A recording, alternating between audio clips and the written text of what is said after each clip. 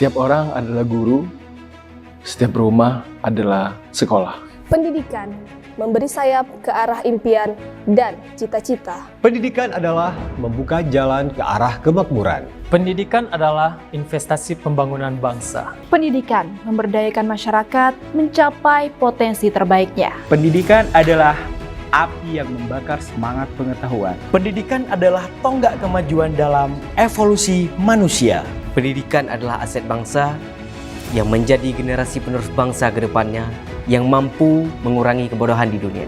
Pendidikan adalah fondasi membangun masyarakat yang berbudaya. Pendidikan mengajarkan nilai mendasar untuk kemanusiaan. Pendidikan membuka pintu kesempatan yang luas bagi setiap individu. Pendidikan memberikan kekuatan untuk melawan ketidaktahuan.